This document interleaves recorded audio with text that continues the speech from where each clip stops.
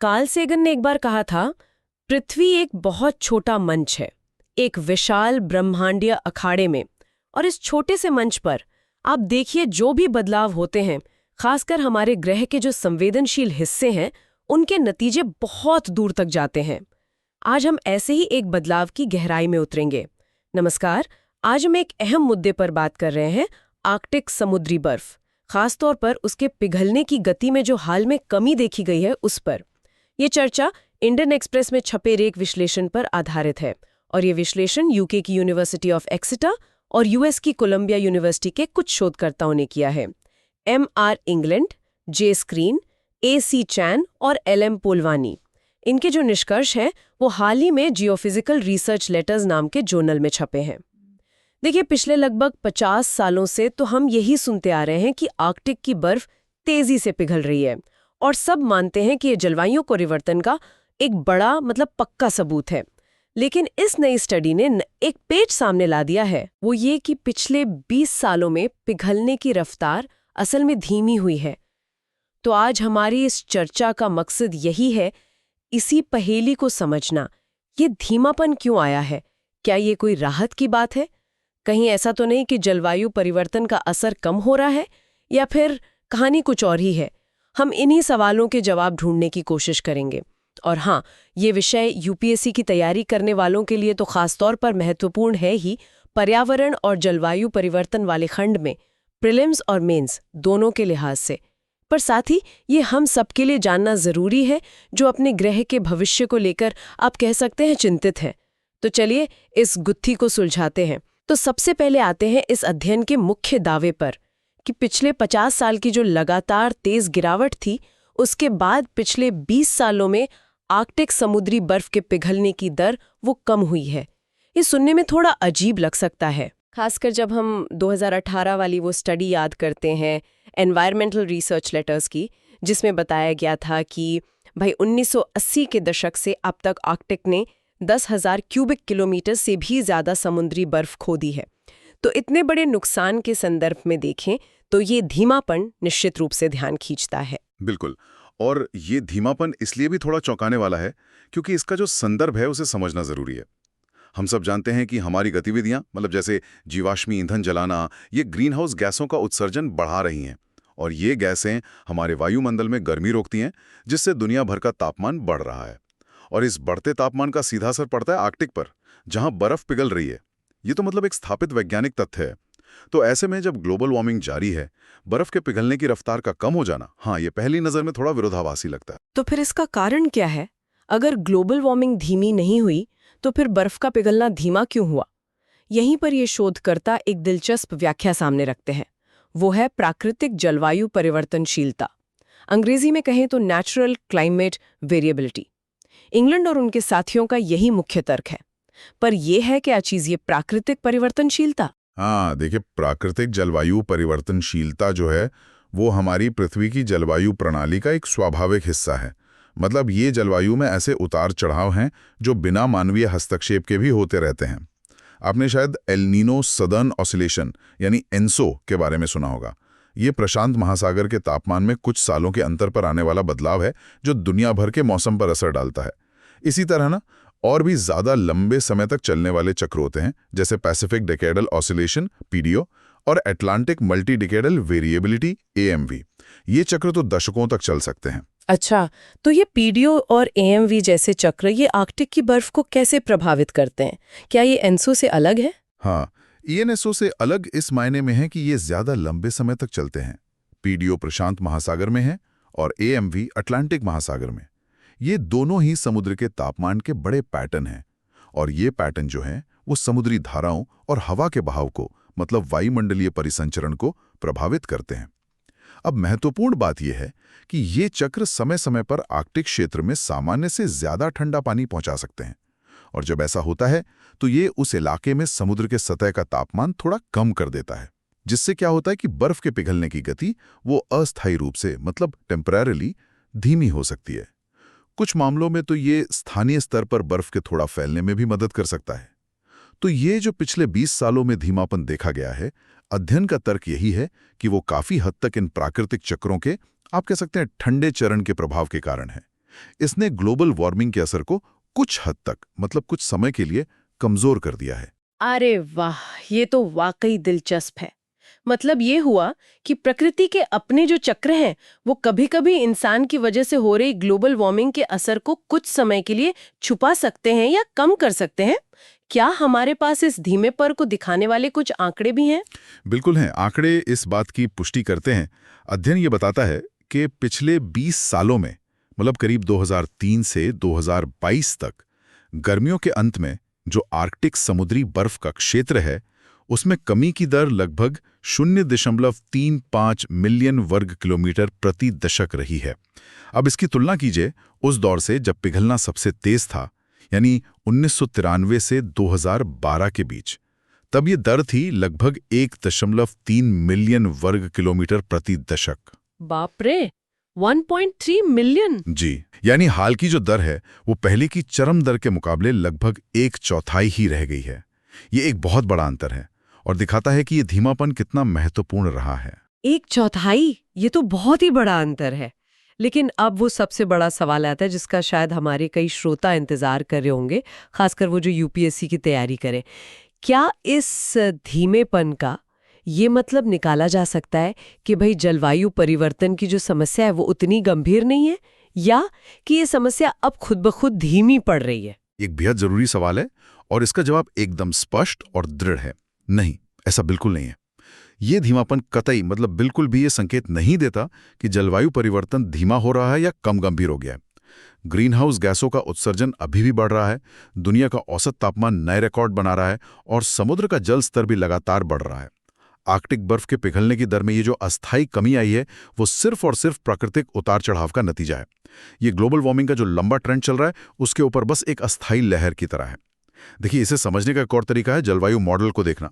ये जो मॉडल होते हैं जो हमारी जलवायु प्रणाली का कंप्यूटर पर अनुकरण करते हैं, वो पहले से ये बताते हैं कि ग्लोबल वार्मिंग जारी रहने के बावजूद भी प्राकृतिक परिवर्तनशीलता के कारण बर्फ पिघलने की दर में ऐसे अस्थायी धीमेपन या ठहराव के दौर आ सकते हैं। यहां तक कि भविष्य में अगर उत्सर्जन बहुत ज्यादा भी होता है तब भी ऐसे उतार चढ़ाव की उम्मीद की जाती है। जो मुख्य शोधकर्ता हैं MR इंग्लैंड, उन्होंने इस बात पर बहुत जोर दिया है। उनका एक सीधा उदाहरण है, मैं बताता हूं। बर्फ हानि दरों में बहुदशकीय उतार चढ़ाव जलवायु परिवर्तन के प्रभावों को कम करने के लिए तत्काल कार्रवाई की आवश्यकता को कम नहीं करते हैं। कहने का मतलब है, ये धीमापन हमें जरा भी ढिलाई बरतने का कारण नहीं देता है, कार्रवाई तो करनी ही होगी। MR इंग्लैंड ने इसे समझाने के लिए एक बहुत अच्छी मतलब एक एनोलॉजी का इस्तेमाल किया है जो शायद इस पूरी स्थिति को और साफ कर दे। उन्होंने आर्कटिक समुद्री बर्फ की स्थिति की तुलना एक पहाड़ी से नीचे लुढ़कती गेंद से की है। क्या आप उसे समझा सकते हैं? हाँ, ये एक बहुत ही उपयोगी सादृश्य है। बिल्कुल, आप कल्पना कीजिए कि एक गेंद है जो एक ढलान वाली पहाड़ी से नीचे की ओर लुढ़क रही है। अब ये जो नीचे की ओर लुढ़कना है, ये जलवायु परिवर्तन के कारण बर्फ के पिघलने का जो लंबा ट्रेंड है उसके जैसा है। गुरुत्वाकर्षण यानी ग्रीन हाउस गैस उत्सर्जन का प्रभाव उसे नीचे खींच रहा है, लेकिन पहाड़ी की सतह जो है वो पूरी तरह से चिकनी नहीं है। उसमें कहीं छोटे छोटे उभार हो सकते हैं, कहीं गड्ढे हो सकते हैं। तो जब गेंद लुढ़कती है तो हो सकता है वो कभी कभी किसी उभार से टकराकर थोड़ी देर के लिए ऊपर की तरफ उछल ले आए, या किसी सपाट हिस्से पर कुछ देर सीधी चलती रहे। अब देखने वाले को उस पल ऐसा लग सकता है कि अरे, गेंद तो नीचे नहीं जा रही, शायद ऊपर जा रही है। लेकिन आखिरकार गुरुत्वाकर्षण का प्रभाव तो हावी होगा ही और गेंद फिर से नीचे की ओर लुढ़कने लगेगी। आर्कटिक बर्फ के साथ भी कुछ ऐसा ही हो रहा है। ग्लोबल वार्मिंग का जो लंबा दबाव है उससे पिघला रहा है। ये हुआ गेंद का नीचे लुढ़कना। लेकिन जो प्राकृतिक परिवर्तनशीलता है, यानी पहाड़ी के उभार या गड्ढे, वो कभी कभी इस प्रक्रिया को अस्थायी रूप से धीमा कर सकती है। ये हुआ गेंद का उछलना या सपाट चलना। पर यह बस अस्थायी है। जो अंदरूनी ट्रेंड है वो अभी भी पिघलने का ही है। ये एनालॉजी वाकई स्थिति को समझने में काफी मदद करती है। तो ये जो धीमापन है, ये उछाल, ये कब तक चल सकता है? अध्ययन इसके बारे में कुछ कहता है और इसके बाद क्या होगा? हाँ, अध्ययन इस पर भी कुछ संभावनाएं जताता है। मॉडल के आधार पर शोधकर्ताओं का अनुमान है कि 50% संभावना है कि ये धीमापन अगले 5 सालों तक जारी रह सकता है और 25% संभावना है कि ये शायद अगले 10 सालों तक भी चल जाए। लेकिन ये पक्का है कि ये हमेशा नहीं रहेगा। और यहीं से अगला महत्वपूर्ण सवाल उठता है कि जब ये प्राकृतिक ठंडा प्रभाव खत्म होगा और प्राकृतिक चक्र फिर से गर्म चरण की ओर मुड़ेगा, तब क्या होगा? और यहीं पे शायद असली चिंता की वजह छिपी है क्या अध्ययन इसके बारे में कुछ कहता है? हाँ, कहता है। और ये अध्ययन का एक बहुत महत्वपूर्ण निष्कर्ष है। शोधकर्ता चेतावनी देते हैं कि जब ये धीमापन खत्म होगा तो उसके बाद बर्फ के पिघलने की दर में बहुत तेजी से वृद्धि हो सकती है। मॉडल ये बताते हैं कि धीमापन खत्म होने के बाद के जो 5 साल होंगे उनमें आर्कटिक समुद्री बर्फ हानि की दर प्रति दशक 0.6 मिलियन वर्ग किलोमीटर तक बढ़ सकती है। ये जो दीर्घकालिक औसत दर है उससे काफी ज्यादा होगी। इंग्लैंड के शब्दों में कहें तो जब गेंद जमीन की तरफ बढ़ना शुरू करती है, मतलब जब प्राकृतिक परिवर्तनशीलता बर्फ बढ़ाने के बजाय बर्फ हानि की ओर स्विच करती है, तो ये बहुत तेज गति से होगा। इसका मतलब है कि हम एक तरह से खोए हुए समय की भरपाई देखेंगे और बर्फ का पिघलना शायद पहले से भी ज्यादा तेज हो सकता है। बाप रे! तो ये धीमापन एक तरह से भविष्य में आने वाले तेज तूफान से पहले की शांति जैसा हो सकता है। ये जानना तो वाकई जरूरी है। अब अगर हम थोड़ा पीछे हटकर बड़ी तस्वीर देखें तो आर्कटिक बर्फ का लगातार पिघलना, भले ही बीच में ये अस्थायी धीमापन आ जाए, इसके व्यापक परिणाम क्या हैं हमारे ग्रह के लिए और हमारे लिए इसके क्या मायने हैं? देखिए, इसके परिणाम बहुत गहरे और दूरगामी हैं। पहला और सबसे सीधा असर है जिसे हम आर्कटिक प्रवर्धन या आर्कटिक एम्प्लीफिकेशन कहते हैं। होता क्या है कि बर्फ की जो सफेद सतह होती है वो सूरज की ज्यादातर गर्मी को वापस अंतरिक्ष में भेज देती है। इसे अल्बेडो प्रभाव कहते हैं। अब जब ये बर्फ पिघलती है तो नीचे का जो गहरा समुद्री पानी है वो ज्यादा गर्मी सोखने लगता है।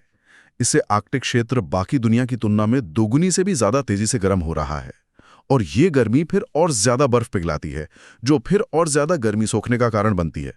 ये एक खतरनाक फीडबैक लूप है जो पूरी दुनिया में तापमान वृद्धि को और तेज करता है। दूसरा बड़ा असर पड़ता है समुद्र के जल स्तर पर। हालांकि ये जो समुद्री बर्फ है, इसके पिघलने से सीधे तौर पर समुद्र का स्तर नहीं बढ़ता, क्योंकि ये तो पहले से ही पानी में तैर रही होती है। लेकिन आर्कटिक का गर्म होना ग्रीनलैंड जैसी जमीनी बर्फ की जो बड़ी चादरें हैं उनके पिघलने की रफ्तार को तेज करता है और वो पानी सीधा समुद्र में जाता है, जिससे समुद्र का स्तर बढ़ता है और इससे दुनिया भर के जो तटीय शहर हैं, समुदाय हैं, उनके लिए खतरा बढ़ता जा रहा है। और तीसरा, आर्कटिक का जो पूरा पारिस्थितिकी तंत्र है, मतलब इकोसिस्टम, वो समुद्री बर्फ पर ही निर्भर है। आप देखिए, ध्रुवीय भालू बर्फ का इस्तेमाल शिकार करने के लिए करते हैं, सील बर्फ पर ही बच्चे देते हैं और कई छोटे छोटे जीव बर्फ के नीचे रहते हैं। बर्फ के कम होने से इन सभी जीवों का अस्तित्व खतरे में पड़ जाता है। ये पूरी खाद्य श्रृंखला को बाधित करता है और आर्कटिक की जो जैव विविधता है उसको गंभीर रूप से प्रभावित करता है। यूपीएससी के नजरिए से देखें तो ये सारी बातें जलवायु परिवर्तन के प्रभाव, पर्यावरण संरक्षण, जैव विविधता का नुकसान और अंतर्राष्ट्रीय सहयोग जैसे महत्वपूर्ण विषयों से सीधे तौर पर जुड़ती हैं। तो कुल मिलाकर तस्वीर ये उभर रही है कि आर्कटिक समुद्री बर्फ के पिघलने में जो हालिया धीमापन आया है वो एक दिलचस्प वैज्ञानिक घटना जरूर है, लेकिन ये जलवायु परिवर्तन की जो गंभीर चुनौती हमारे सामने है उसे जरा भी कम नहीं करता। चलिए एक बार फिर से मुख्य बातों को संक्षिप्त में दोहरा लेते हैं ताकि हमारे श्रोताओं के लिए सब कुछ एकदम साफ हो जाए। पहली बात, धीमापन वास्तविक है। पिछले 20 सालों में आर्कटिक बर्फ पिघलने की दर वाकई कम हुई है। दूसरी बात, कारण प्राकृतिक है। ये मुख्य रूप से प्राकृतिक जलवायु चक्रों जैसे पीडीओ, एएमवी की वजह से है, ना कि ग्लोबल वार्मिंग के कम होने से। तीसरी बात, धीमापन अस्थायी है, ये हमेशा नहीं रहने वाला और इसके खत्म होने की पूरी संभावना है। चौथी बात, भविष्य में तेजी का खतरा। धीमापन खत्म होने के बाद बर्फ पिघलने की रफ्तार औसत से ज्यादा तेज हो सकती है। और पांचवी सबसे महत्वपूर्ण बात, जलवायु कार्रवाई जरूरी है। ये धीमापन जलवायु परिवर्तन से निपटने के लिए जो तत्काल और ठोस कार्रवाई की जरूरत है उसे बिल्कुल भी कम नहीं करता। क्या ये सही सारांश है? बिल्कुल सही, एकदम सटीक सारांश है ये इस जटिल मुद्दे का। ये हमें दिखाता है कि हमारी जलवायु प्रणाली कितनी जटिल है और कैसे ये प्राकृतिक चक्र इंसानों द्वारा किए जा रहे बदलावों के साथ मतलब परस्पर क्रिया करते हैं। और ये हमें आज की चर्चा के अंतिम विचारणीय बिंदु पर लाता है। ये पूरी कहानी एक लंबे खतरनाक ट्रेंड के बीच में एक अस्थायी राहत, ये हमें क्या सोचने पर मजबूर करती है? हाँ, ये हमें कई बातें सोचने पर मजबूर कर दी है। एक महत्वपूर्ण विचार ये है कि जलवायु परिवर्तन जैसी जो लंबी चलने वाली समस्याएं हैं, उनके बारे में संवाद करना, मतलब बातचीत करना, कितना चुनौतीपूर्ण है। जब ऐसी खबरें आती हैं, जैसे बर्फ पिघलने में कमी की खबर आई, तो एक जोखिम होता है कि लोग इसे गलत समझ लें और सोचें कि भाई समस्या खत्म हो गई या कम हो गई है। तो वैज्ञानिकों के लिए, मीडिया के लिए और जो नीतियां बनाते हैं, उनके लिए ये एक बड़ी चुनौती है कि वो इस तरह की जटिलताओं को कैसे लोगों तक पहुंचाएं, ताकि विज्ञान की सटीकता भी बनी रहे और जलवायु कार्रवाई की जो तात्कालिकता है, उसका संदेश भी कमजोर ना पड़े। ये संतुलन साधना बेहद जरूरी है, खासकर तब जब हमें जनता के समर्थन और राजनीतिक इच्छा शक्ति दोनों की जरूरत होती है। ये वाकई एक बहुत अहम नुक्ता है, जटिल विज्ञान का सरल और सही संचार। हमें उम्मीद है कि आज की इस गहन चर्चा ने आपको आर्कटिक की बदलती स्थिति और उसके पीछे के विज्ञान को बेहतर ढंग से समझने में मदद की होगी। ये विषय न केवल परीक्षाओं के लिहाज से महत्वपूर्ण है, बल्कि हमारे साझे भविष्य के लिए भी बहुत प्रासंगिक है। अगर आपके मन में इस विषय पर कोई और सवाल है या आप किसी और पहलू पर चर्चा चाहते हैं, तो प्लीज़ नीचे कमेंट सेक्शन में हमें ज़रूर बताइएगा। हम आपके सवालों का जवाब देने की पूरी कोशिश करेंगे। और अगर आपको ये चर्चा उपयोगी लगी तो इसे लाइक करें और हमारे चैनल को सब्सक्राइब करें, ताकि आप भविष्य में भी ऐसी ही जानकारी भरी चर्चाओं से जुड़े रह सकें। जुड़ने के लिए बहुत बहुत धन्यवाद।